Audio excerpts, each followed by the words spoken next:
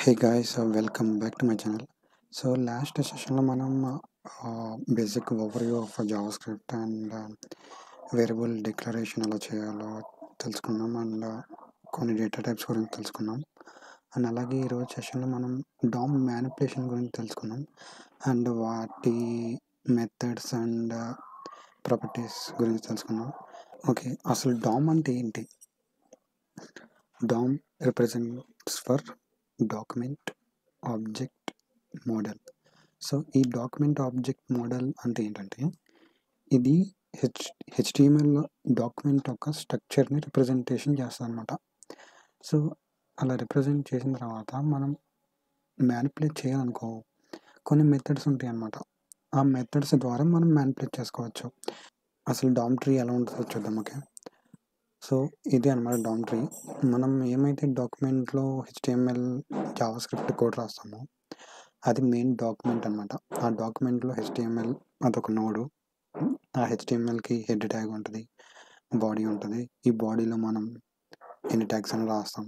Okay, H1 tag and button tag రాసుకోవచ్చు. So ఏమైతే tags అన్ని ఇంప్లిమెంట్ చేస్తామో అవన్నీ డామ్ ట్రీలోకి యాడ్ అవుతాయి అనమాట.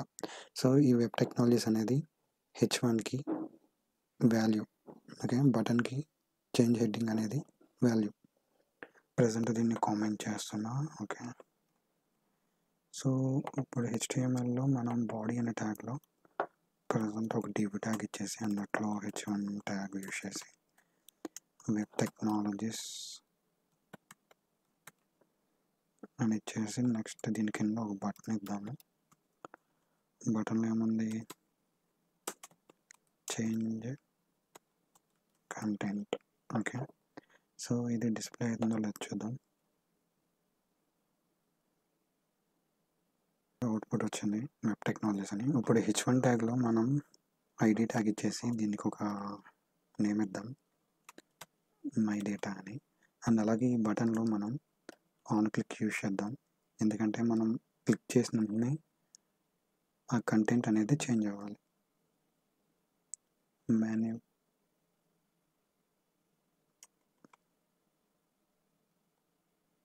ఈ ఆన్ క్లిక్ ఎందుకు యూజ్ చేస్తారంటే ఆ బటన్ క్లిక్ చేయగానే కంటెంట్ అనేది చేంజ్ అవ్వాలి.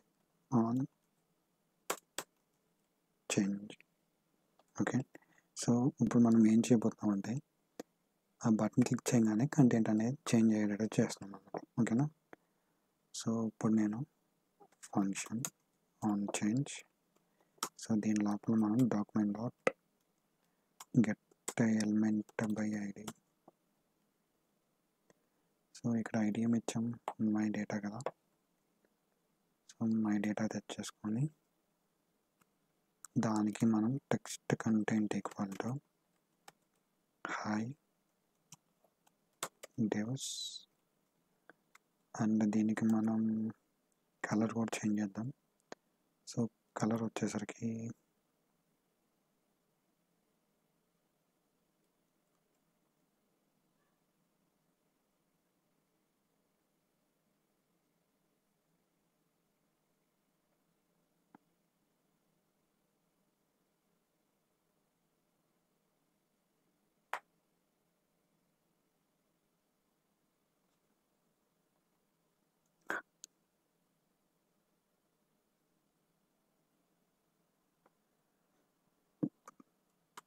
హాయ్ డెవ్స్ అండ్ అలాగే దీనికి కలర్ కూడా ఇద్దాం.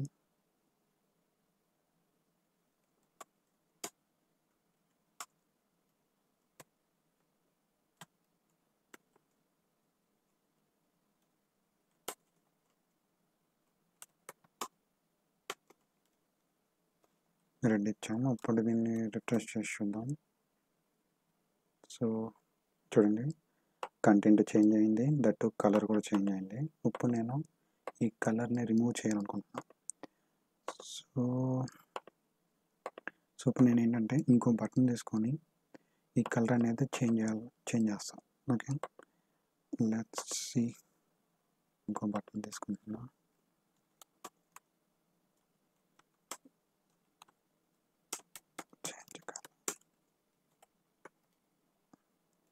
సో దీనికి ఆన్ క్లిక్ వచ్చేసరికి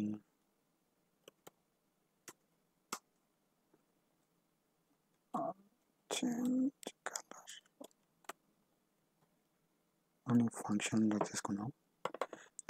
function change colour document dot get element by id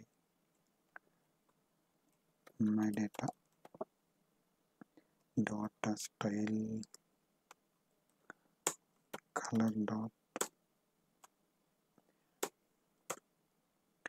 and dot color equal to black. Okay, so ఇప్పుడు మ్యాజిక్ చూద్దాం. సో చేంజ్ కంటెంట్ అన్నా, కంటెంట్ చేంజ్ అయింది. ఇప్పుడు నేను కలర్ చేంజ్ కలర్ నొక్కా, రెడ్ కలర్ కాస్త బ్లాక్ కలర్ అయింది. సో ఇదన్నమాట DOM మ్యానిపులేషన్స్. ఓకే, ఇంకంతే గైస్, నెక్స్ట్ వీడియోలో కలుద్దాం. Happy coding.